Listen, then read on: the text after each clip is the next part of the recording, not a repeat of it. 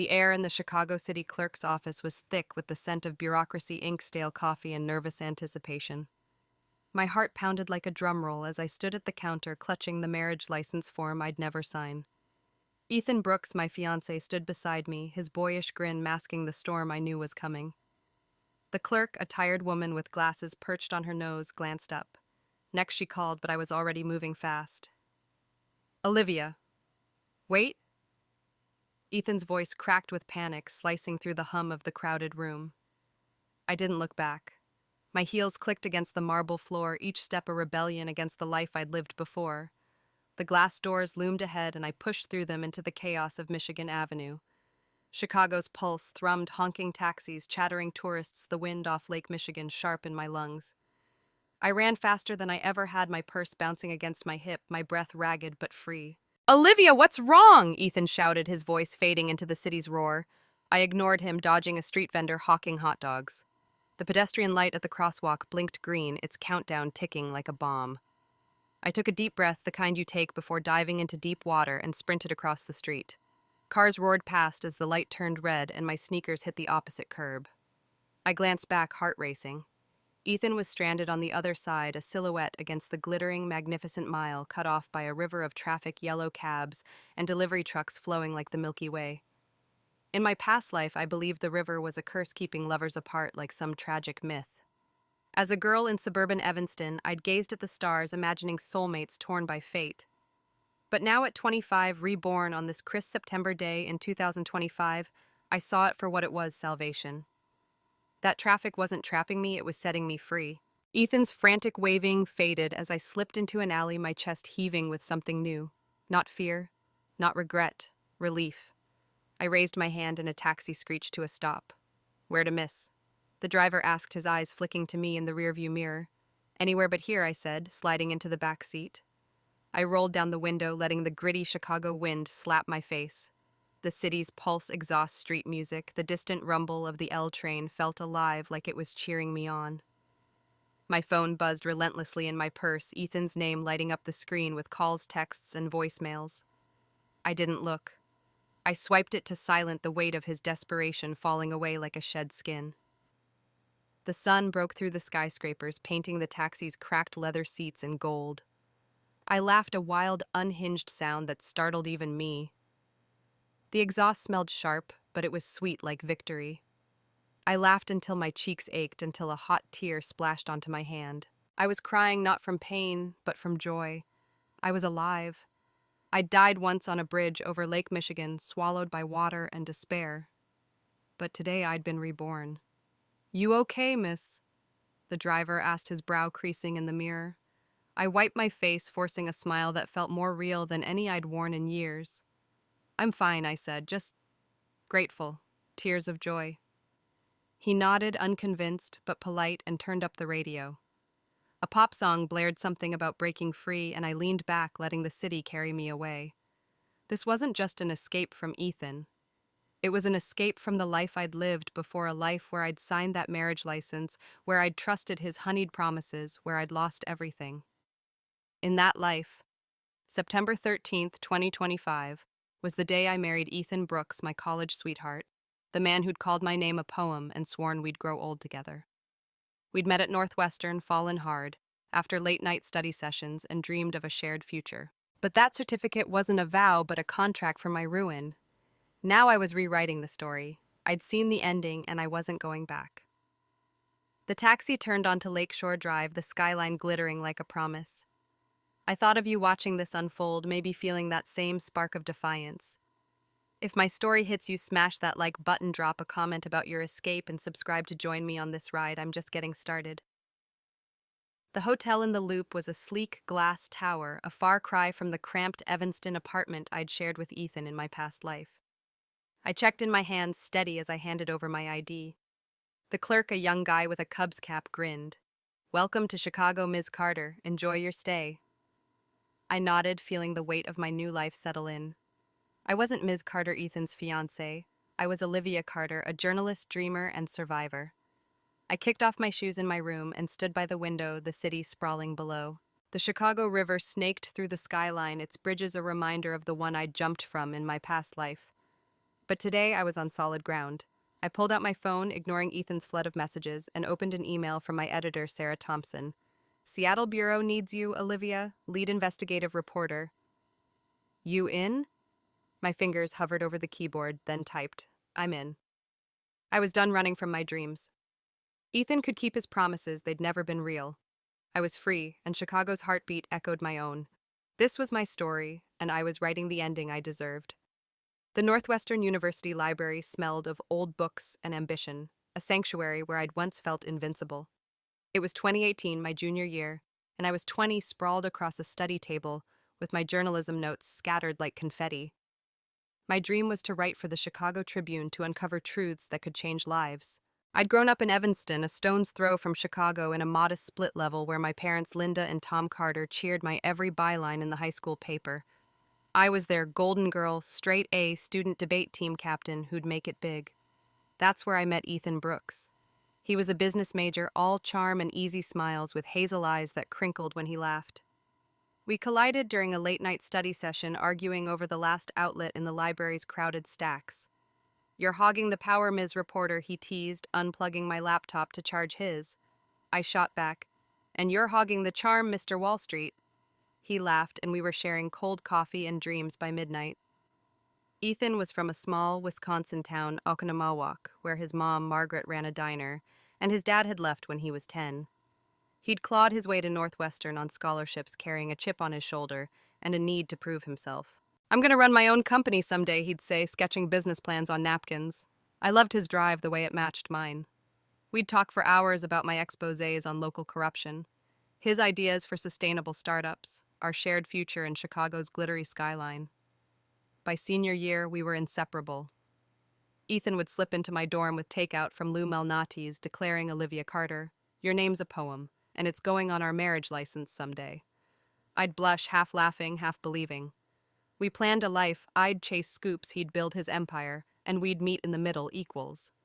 He'd show me off at frat parties, saying, "She's gonna win a Pulitzer watch." I felt seen, loved, unstoppable. But there were cracks, small ones I ignored. Ethan hated when I stayed late at the campus paper, muttering, "You care more about deadlines than me." He'd push me to skip networking events for his business club mixers, saying, "We're a team, Liv. You gotta prioritize us." I brushed it off. Love was a compromise, right? I didn't see how his need for control, born from a childhood of instability, was already reshaping me. Fast forward to 2020. I was 26, a junior reporter at a local Chicago news outlet, one step from the Tribune. My beat was City Hall corruption, and my latest story, a whistleblower expose on zoning fraud, had my editor, Sarah Thompson, whispering about promotions. Ethan and I were engaged, living in a cozy Wicker Park apartment, planning our wedding. He worked at a tech startup, grinding long hours, but still found time to cook pasta and charm me with promises. "We're gonna grow old together, Liv," he'd say, kissing my forehead. "You'll write the news, I'll make the deals, and we'll own this city." But in my past life, those promises had been lies. That Olivia had signed the marriage license, believing it was the start of forever. She'd trusted Ethan's words, not seeing the strings attached. By 2021, she was pregnant, jobless, and drowning in despair. That Olivia died on a bridge, her dreams sinking with her. In 2025, reborn in that same Wicker Park apartment, I sat on the edge of my bed, staring at my reflection in the mirror. My face was still smooth, no frown lines from sleepless nights. My body was lithe, untouched by pregnancy's toll. I was the Olivia who'd aced her journalism classes and dreamed of changing the world with words. But the memories of that other life, Ethan's betrayal, the weight of his mother's schemes, lingered like a shadow. I opened my laptop and reread Sarah's email about the Seattle transfer. "Lead investigative reporter," it said. You're the best we've got, Olivia. Say yes." In my past life, I'd said no. Ethan had begged me to stay, promising we'd make it work long distance. I'd chosen him over my career, and it cost me everything. This time, I wouldn't make that mistake. I typed my reply, "I'm in," and hit send, my fingers trembling with purpose. Ethan's promises had been a trap, but I was free now. I closed the laptop, my reflection steady in the mirror. This was my story, and I was writing it my way. Reborn and redeemed, a journey to freedom. The fluorescent lights of my Wicker Park apartment buzzed faintly, casting a sterile glow over the kitchen counter where I stood frozen, staring at the pregnancy test. Two pink lines glared back at me, a verdict I hadn't expected. It was 2020, and I was 26, my life finally clicking into place. My job at the Chicago News Network, a scrappy local outlet, was my lifeline. My expose on city council kickbacks had gone viral, earning me a nod from Sarah Thompson, the Chicago Tribune's deputy editor. "You're a contender for our investigative team, Olivia," she'd said last week. "Keep it up, and you're in." At 26, I was on the cusp of everything I'd dreamed of since scribbling stories in my Evanston bedroom as a kid. But those two lines changed everything. Ethan Brooks and I had agreed no kids until we were 30. We'd been careful, meticulous, even with our plans. After Northwestern, we'd built a life together in this cozy apartment, splitting rent and dreaming of our wedding. Now a junior analyst at a tech startup, Ethan was grinding for a promotion, his hazel eyes lighting up when he talked about our future. But we'd set boundaries, careers first, family later. So how did a quick New Year's trip to his mom's diner in Oconomowoc, Wisconsin end like this? I gripped the test and my knuckles were white. My mind raced to the night we'd spent at Margaret's house, a cramped ranch-style home smelling fried onions and regret. Ethan had been sweet, pouring wine, promising forever. I'd felt dizzy blaming the travel, but now suspicion crept in. Had something been off, I shook my head, shoving the thought away. I needed to act fast. An abortion was the plan, my career couldn't wait. I grabbed my coat, ready to head to the clinic when the front door swung open. "Olivia, you're home!" Margaret's voice boomed, her floral dress clashing with the apartment's muted tones. Ethan trailed behind, carrying a suitcase. His mom's eyes landed on the test in my hand, and her face split into a grin. "Oh my God, a baby!" she squealed, clapping her hands like she'd won the lottery. Ethan's jaw dropped, then curved into a smile. "Liv, is that—" He stepped toward me, but I backed away, my face pale as the tile floor. "It's not what you think," I said, voice shaking. "I'm not keeping it." Margaret's grin vanished, replaced by a steely glare. "Not keeping it, Olivia, that's your child." "Our grandchild." She turned to Ethan, who caught his eyes darting between us. Before I could argue, Margaret was on her phone dialing relatives. "Guess what, Olivia's pregnant," she crowed, ignoring my protests. Her voice carried that smug edge I'd noticed before, like she'd planned this moment. I pulled Ethan into the bedroom, slamming the door. "We agreed, Ethan. No kids until 30. I'm up for a promotion. This will ruin it." My voice cracked, frustration spilling over. "I can't do this now." Ethan's face softened, but there was a flicker of something else, guilt maybe, or calculation. He pulled me into his arms, his hands warm on my back. "Liv, it's our baby. I know we planned to wait, but maybe this is fate. You're young, you'll recover fast. I'll be there every step. I'll cook, handle everything. My mom can help after the baby's birth, and you can return to work." His words were honey soothing my panic. He painted a picture of a perfect future me, thriving at the Tribune, him supporting me, our child, binding us closer. "Think about it," he said, brushing a strand of hair from my face. "We'll hit this milestone early, and you'll still chase your dreams." I wanted to believe him. Ethan had always kept his promises, late-night pizza runs, surprise weekend getaways. But my gut twisted. I was a journalist. I trusted evidence, not feelings. Still, I hesitated. Margaret's voice broke through the door now, on her third call, bragging to an aunt in Milwaukee. "Yeah, a little Brooks. We're thrilled." Her glee felt like a trap, but the momentum was overwhelming. My parents. Linda and Tom called an hour later, ecstatic after Margaret's news spread. A grandbaby. Linda gushed, oblivious to my silence. Friends texted congratulations, assuming I was overjoyed. The weight of their expectations pressed down, suffocating my resolve. I looked at Ethan, his eyes pleading, and felt my no slip away. By evening, I was dazed, cornered by love and obligation. I kept the baby not because I wanted to, but because I couldn't fight the tide. This moment had been the first step toward ruin in my past life. I'd trusted Ethan's promises, believing we'd share the load. But his support vanished, replaced by resentment and cruelty. That Olivia had lost her career, her spark, her life. Now reborn, I saw the truth. His promises were chains, and I'd never let them bind me again. The Loop hotel room was a sanctuary of sleek lines and soft light, the Chicago skyline glittering beyond the floor-to-ceiling windows. It was September 13th, 2025, and I, Olivia Carter, stood before the bathroom mirror, my reflection a stranger I was learning to love. At 25, my face was free of the exhaustion lines that had carved my past life's brow. My eyes, once dulled by despair, sparked with defiance. My body, unmarred by pregnancy, felt strong, like it could carry me anywhere. I was reborn, and this time I was choosing myself. My phone buzzed on the counter, Linda's name flashing. I sighed, steeling myself.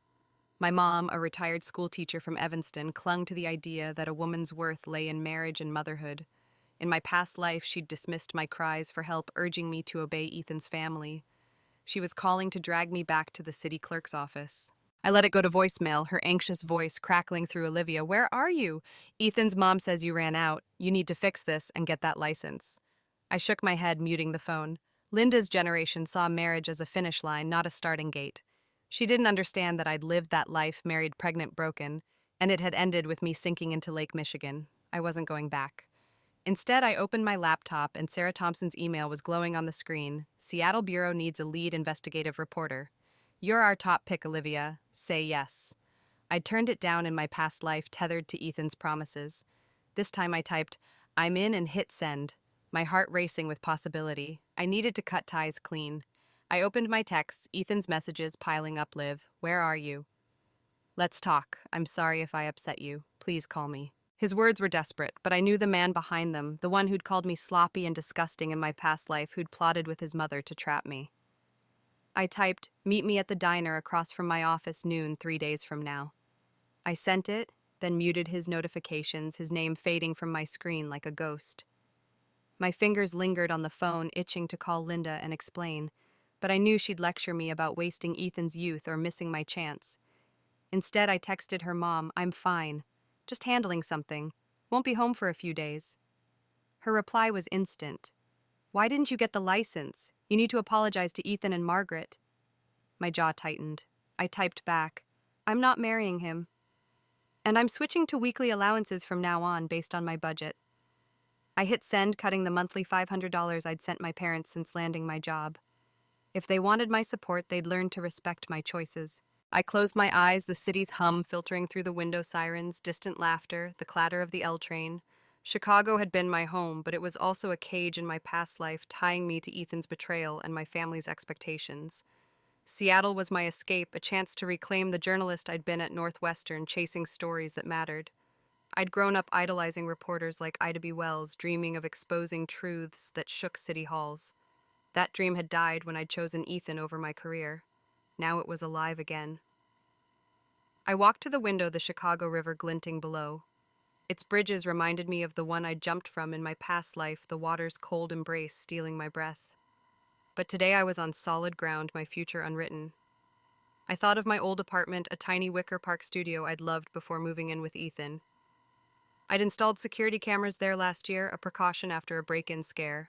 On a whim, I opened the app on my phone, checking the feed. The apartment was empty, its tidy shelves and colorful throw pillows starkly contrasted to the chaos of my past married life. Ethan's clothes strewn across the couch, dishes piling up, my dreams buried under diapers. I set the phone down, my resolve hardening. 3 days from now, I'd face Ethan and end this for good. Then I'd board a plane to Seattle, leaving Chicago's ghosts behind. I wasn't the naive girl who'd trusted Ethan's promises. I was Olivia Carter, reborn, and my story was beginning. Reborn and redeemed, a journey to freedom. The Chicago News Network's newsroom was a hive of clattering keyboards and stale coffee, but in 2020, it was my battleground. At 26, I was chasing a Chicago Tribune promotion, my expose on City Hall corruption earning whispers of Pulitzer potential from my editor, Sarah Thompson. But the pregnancy test's 2 pink lines had thrown everything off. I was 6 weeks along my body, a war zone of nausea and fatigue, yet I dragged myself to work, determined to prove I could handle it. My colleagues, a tight-knit crew of reporters, picked up my slack, but their strained smiles told me I was a burden. Guilt gnawed at me sharper than the morning sickness that sent me sprinting to the bathroom between deadlines. Ethan Brooks, my fiancé, had promised to be my rock. I'll cook every night, Liv, he'd said, his hazel eyes earnest in our Wicker Park apartment. You focus on your career. At first, he delivered pasta with homemade sauce and foot rubs after my late shifts. But by the 3rd month, his promises crumbled. He'd come home from his tech startup job, tie loosened irritation etched in his jaw. Rough day, he'd mutter, tossing his keys and collapsing on the couch, leaving me to microwave leftovers. I'd vent about work, how my pregnancy slowed me down, how Sarah had to reassign my lead story, and he'd nod, eyes glued to his phone. "You'll bounce back," he'd say, but his tone was hollow, like he was already checking out. I didn't see it then, but Ethan's shift wasn't just stress. He'd grown up in Oconomowoc, Wisconsin, under his mother Margaret's iron grip, her diner, the heart of their small town. His dad's abandonment left him desperate to prove his worth first, through scholarships to Northwestern, now through his startup dreams. He saw my pregnancy as a way to secure me, to build the stable family he'd never had. But it also scared him. My ambition, my drive to outshine him at work, pricked at his insecurities. He wanted a partner who'd put him first, not a rival chasing bylines. Back in 2025, in my Loop hotel room, I sat cross-legged on the bed, my phone's security app open. The feed from my Wicker Park apartment flickered to life, showing the cozy studio I'd rented before moving in with Ethan. I'd installed cameras after a neighbor's break-in, never expecting they'd capture something worse. The screen lit up as the apartment's lights flicked on. Ethan and his mother stepped inside, his key glinting in the frame. My stomach churned. I'd given him that key during our dating days, when he'd surprised me with homemade chili and Netflix marathons. Now it felt like a violation. Margaret strode to my couch, picking up a plush throw pillow, a gift from my mom Linda, and tossed it to the floor with a sneer. She said this place is too small for a family, slumping onto the cushions like she owned them. Ethan paced, running a hand through his hair. "Mom, Olivia and I agreed no kids till 30. She's freaking out." Margaret's laugh was sharp, cutting through the feed. "You believe her women like Olivia use babies to lock men down, but once they've got you, they'll bleed you dry. Trust me, Ethan, a kid's the only way to keep her." My hands trembled, rage flooding my veins. I turned up the volume, leaning closer to the screen. Margaret clutched Ethan's arm, her voice low and urgent. "You two are meeting in 3 days. Book the city clerk's appointment. If she balks, slip that stuff I gave you into her drink. Once she's pregnant, she'll have no choice." Ethan slumped beside her, head in his hands. "What if she leaves me, Mom?" She felt different today. Margaret clapped her hands, eyes gleaming. "Then you hint about Ava. Her family's got money, $50,000 for a wedding, I heard. Tell Olivia she's waiting in the wings. That'll light a fire under her." Ava Larson, our high school friend from Evanston, had always had a crush on Ethan. She was kind, never crossing lines, but Margaret saw her as leverage. My vision blurred with tears, not of sadness, but fury. That New Year's trip to Oconomowoc, when I'd felt dazed after wine, wasn't jet lag or bad food. They'd drugged me. Ethan, who'd called my name a poem, had conspired with his mother to trap me. In my past life, that pregnancy had chained me to a marriage that broke me. Now, reborn, I saw their plan for what it was, a betrayal disguised as love. I closed the app, and my resolve is like steel. In 3 days, I'd face them at the diner, but not as the naive Olivia who'd trusted Ethan's promises. I was leaving for Seattle for a life where my dreams, not his insecurities, would shape my future.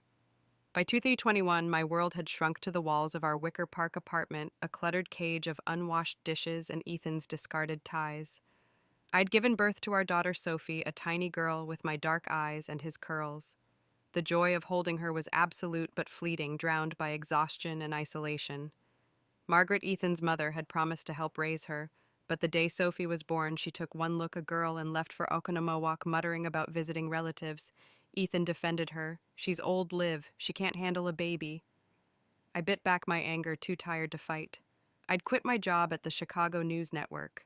We couldn't afford a nanny, and Ethan's startup salary barely covered rent. I became a full-time mom, and my days were a blur of feedings, diapers, and Sophie's cries. My journalism dreams, exposés, bylines, the Tribune faded like old newsprint. Ethan stopped helping with chores, leaving bottles in the sink and clothes on the floor. I'm working to support us, but he'd snap when I asked for help. "You're home all day, what's so hard about cleaning?" His words stung, but worse was the look in his eyes, disgust, like I was a stranger. In my past life, I hadn't seen Ethan's cruelty for what it was. His need for control, rooted in a childhood of being the man of the house, for Margaret turned me into a scapegoat. He resented my lost ambition, as if my pregnancy was my fault, not his scheme. He'd come home late, claiming client dinners, his breath sharp with whiskey. He'd roll his eyes when I'd pour out my guilt, how my newsroom colleagues struggled without me, how I missed my old self. "You're too emotional, Liv. It's just hormones." Once he muttered, "You're waddling like a duck, no wonder I work late." Thanksgiving 2021 was the breaking point. Margaret insisted we visit her diner in Oconomowoc, a 4-hour drive from Chicago.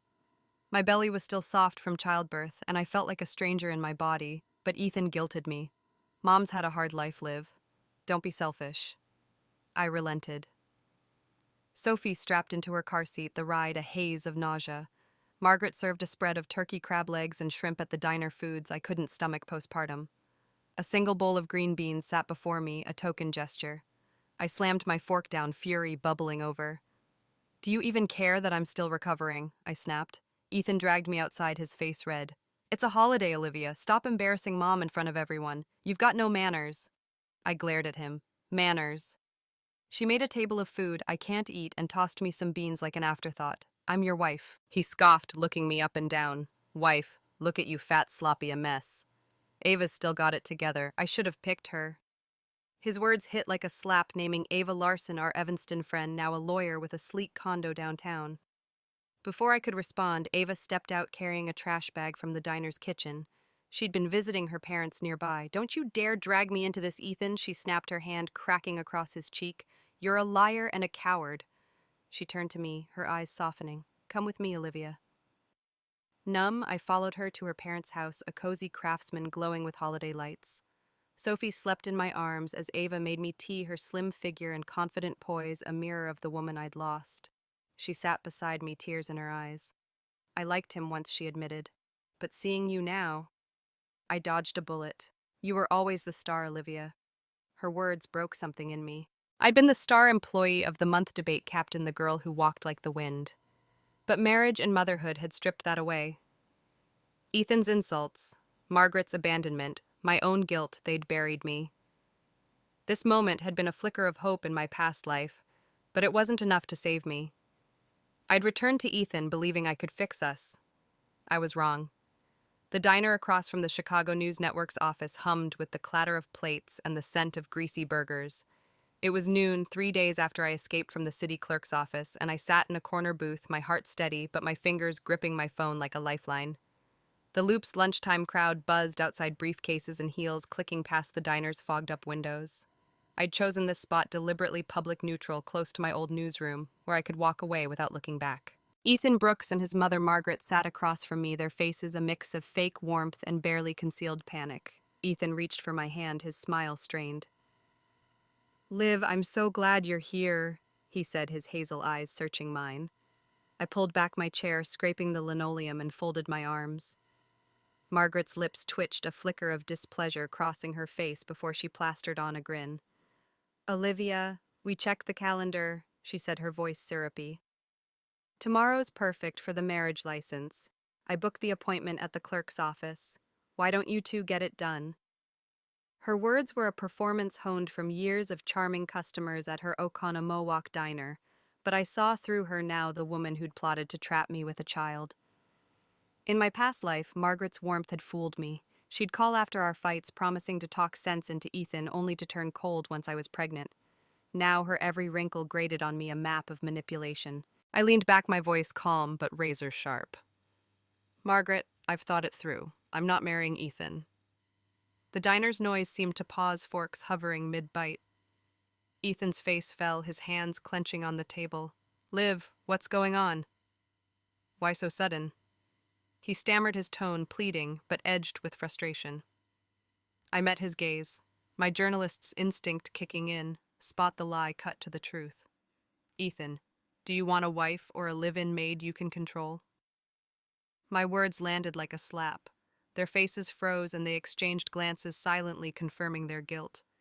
Ethan leaned forward, his voice low. Of course I want you live for life. You know that. But his eyes darted to Margaret, seeking her approval, just as he had in my past life when his promises turned poisonous. Margaret's patience snapped. Olivia, marriage isn't a game, she said, her voice rising. You've been with Ethan for years. Now you're wasting his time, you're throwing away his future. I laughed coldly, my fingers brushing the phone in my lap. We're 25, Margaret. Plenty of future left. I'm walking away now to save us both from a lifetime of fighting over nothing. I looked at Ethan, my voice steady. Let's be honest, Ethan, we're not meant for this. Let's end it. Ethan opened his mouth, but Margaret cut him off, her eyes gleaming triumphantly. Fine, walk away then, she barked. If you don't want him, we don't want you. This weekend, Ethan's proposing to Ava Larson. Her family is offering $50,000 for the wedding. She's been waiting for him forever. They both stared at me, smug, expecting jealousy to pull me back. They thought my years with Ethan would make me crumble at the mention of Ava, my high school friend who'd once had a crush on him. But I wasn't that Olivia anymore. I raised my phone, tapping play on the security footage from my Wicker Park apartment. The diner's chatter faded as Margaret's voice blared from the speaker.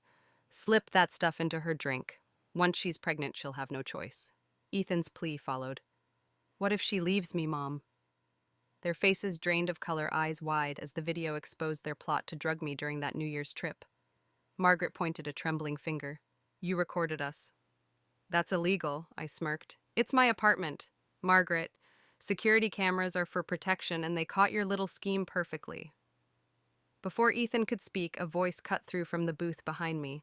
Is that Ethan Brooks and his mom? Ava Larson stood on a video call with her newsroom colleagues at a Chicago law firm holding her phone. She'd been there for a lunch meeting, and her presence was no accident. I'd texted her to be here. Everyone heard that she said her voice calm, but cutting my team, my parents, half the legal community in Chicago. The call's background buzzed with murmurs, the gossip spreading like wildfire. Ethan's lips went pale. Ava, why are you here? He stammered. She shrugged, sitting beside me. Job interview nearby. I thought I'd call my folks to check in. Didn't expect to hear this. Margaret looked dazed. Who was on that call? She whispered. Ava smiled thinly. My dad's at his weekly poker game. You know how retirees talk. By now every lawyer and gossip in Evanston knows what you did. The diner felt smaller, the air thick with their humiliation. Ethan reached for me, desperate. Liv, I didn't mean. I cut him off, sliding my key across the table. Please give me back my apartment key. We're done. I stood Ava beside me and walked into the loop's sunlight. The city's pulse, honking cabs, the L train's rumble felt like applause. Ethan and Margaret's scheme was exposed and their reputation was tatters. I was free and Seattle was waiting. The Chicago apartment I shared with Ethan in 2023 was a graveyard of my dreams. Dishes piled in the sink, Sophie's toys scattered across the floor, Ethan's ties slung over chairs like nooses. I was 28, a full-time mom to our daughter Sophie, whose giggles were my only light in a dark world. I'd quit my job at the Chicago News Network after her birth, unable to afford childcare on Ethan's startup salary. My journalism ambitions, exposés, bylines, the Tribune were buried under diaper changes and endless laundry. With her dark eyes and tiny curls, Sophie was my heart, but caring for her alone broke me. Ethan had changed. The man who'd once cooked me pasta now came home late, reeking of whiskey, his hazel eyes cold. I'm supporting us, he'd snap when I begged for help. You're home all day, what's so hard? His words cut deeper, each time echoing his Thanksgiving outburst in 2021, when he'd called me fat and sloppy in front of his mother's diner crowd.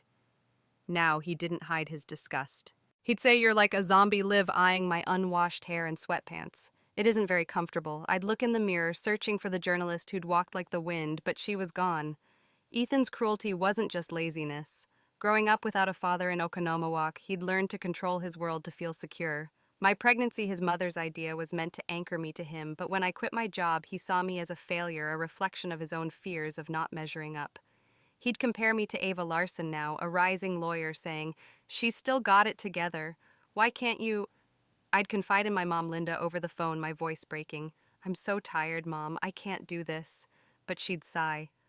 All moms feel this way, Olivia. Tough it out. Her words, steeped in suburban tradition, offered no lifeline. By 2023, depression had sunk its claws into me.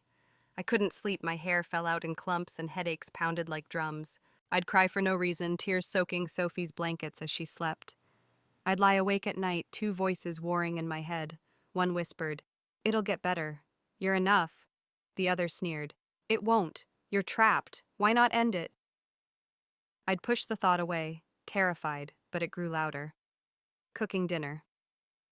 I'd catch myself staring at a knife, imagining its edge on my wrist, only snapping out when Sophie's babble broke through. That spring my parents visited, watching Sophie while I ran errands. I rode my electric scooter through Chicago's streets, the Lake Michigan breeze sharp against my face. Passing the Diversey Parkway Bridge, something snapped. The dark voice took over, drowning out reason. I stopped, walked to the edge, and stared at the water below, its ripples glinting in the sunlight. An urge, primal and unstoppable, pulled me forward. I didn't think of Sophie, Ethan, or my dreams, just peace. My body leaned the air, rushing past screams from passersby, fading as I hit the water. It flooded my lungs, cold and final, and for a moment I felt free. I don't know why I got a second chance reborn in 2025, but I swore I'd never repeat those mistakes. Sophie wouldn't exist in this life, a choice that haunted me. In my past life, after my death, Linda had taken her in, moving to Evanston to raise her. I learned later through whispers from old friends that Sophie struggled, angry outbursts, fights at school, echoes of the chaos Ethan's neglect had sown. But by 2025, she was 13 in therapy, finding her way with Linda's steady love. She'd joined a school art club, her sketches full of hope, a sign she might heal. I prayed she'd find a life brighter than I'd left her in. Back in my Loop hotel, I closed my eyes, the city's hum a distant lullaby. Sophie's absence was a wound, but my rebirth was a promise to live for myself, to reclaim the Olivia who'd dreamed of changing the world. Seattle was my new start, and I wouldn't let Ethan, Margaret, or my past pull me under again. Seattle's skyline sparkled through the window of my downtown apartment, the Space Needle a quiet sentinel against the Puget Sound's misty horizon. It was 2026, a year after I'd left Chicago, Ethan Brooks and the ghosts of my past life behind. At 26, I was a lead investigative reporter at the Chicago Tribune's Seattle bureau, my days filled with exposés on tech industry corruption and labor rights. My latest piece, a deep dive into gig economy abuses, had earned me a regional journalism award, and my editor, Sarah Thompson, now based in Seattle, called me the newsroom's rising star. But the real victory wasn't the bylines, it was the life I'd built from the ashes of my past. I'd been a shadow in Chicago, crushed by Ethan's betrayal and despair. Now Seattle was my canvas. I'd moved into a sleek one-bedroom, with a view its walls lined with books and awards, not diaper bags or unwashed dishes. My morning started with runs along Elliott Bay, the salty air waking me up. Evenings were for writing workshops at a local bookstore, where I mentored aspiring journalists, primarily young women with fire in their eyes.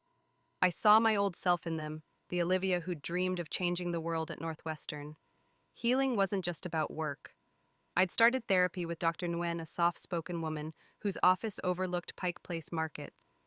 She helped me unpack the trauma of my past life, the pregnancy I hadn't wanted, Ethan's cruelty, the bridge where I'd lost myself. She'd say, "You're not that Olivia anymore," guiding me through exercises to rebuild my confidence. I learned to forgive myself for Sophie, my daughter, who'd never exist in this life, and to channel my guilt into purpose. Therapy wasn't standard in my Evanston upbringing, where toughing it out was the mantra, but it felt like freedom in Seattle's progressive pulse. My side hustle, a blog called Unbound Women, had taken off. I'd started it on a whim, posting essays about breaking free from societal expectations, marriage, motherhood, the good wife myth. My first post, Why I Walked Away from the Altar, went viral and was shared by thousands of women nationwide. Comments poured in. "You gave me the courage to leave my toxic job. I'm 30 and single, and your words make me feel seen." The blog led to a podcast, then speaking gigs at women's conferences.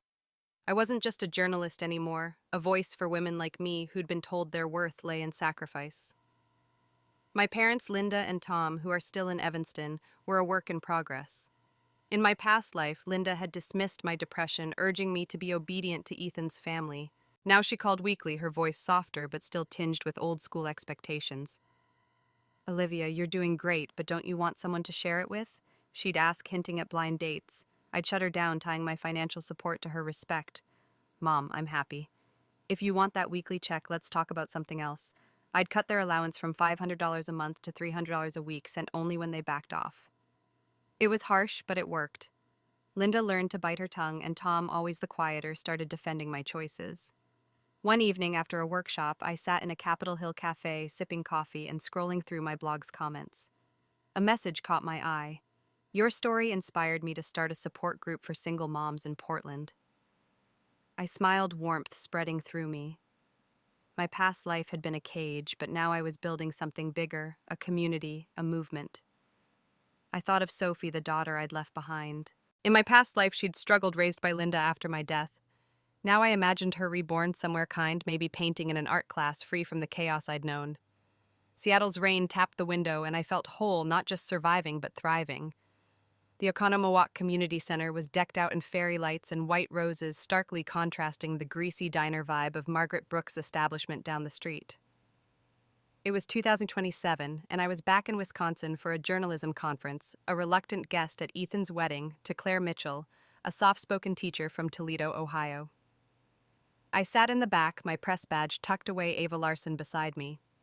We'd stayed close since our dinner showdown 2 years ago, and her law firm is now partnering with my Tribune investigations.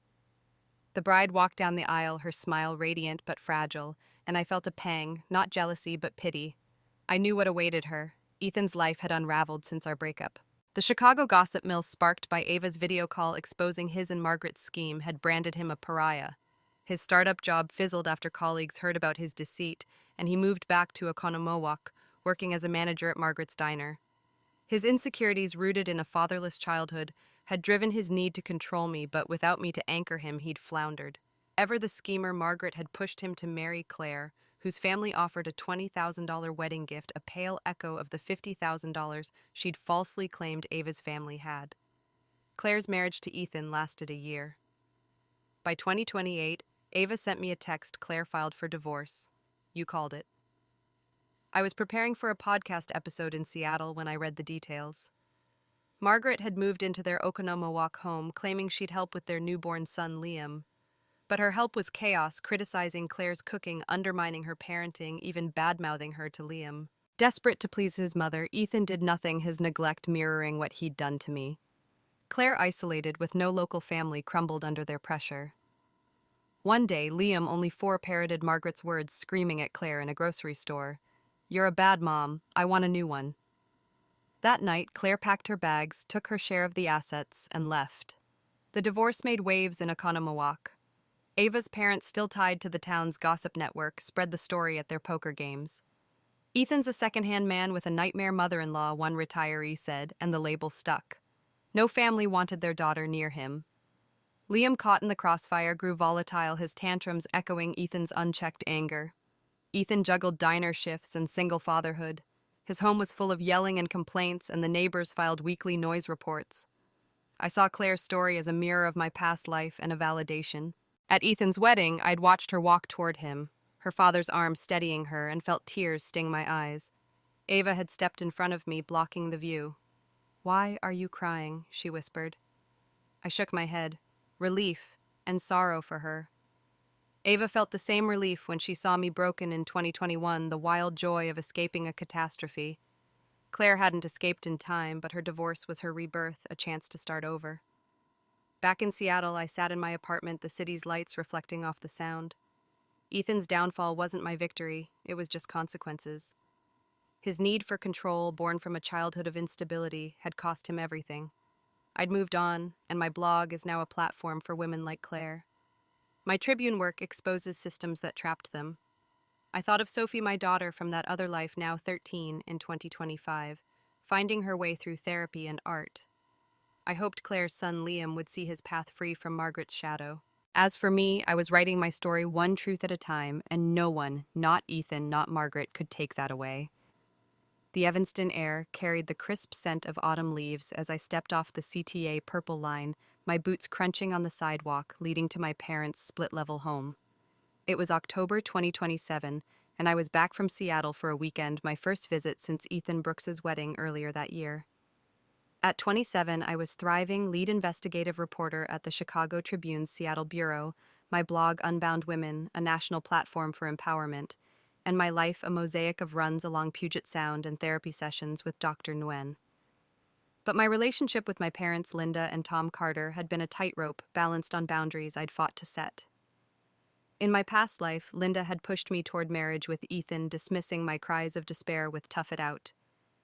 Her suburban mindset, shaped by decades of teaching middle school, saw a woman's value in a husband and kids. A retired electrician, Tom was quieter but complicit, never challenging her.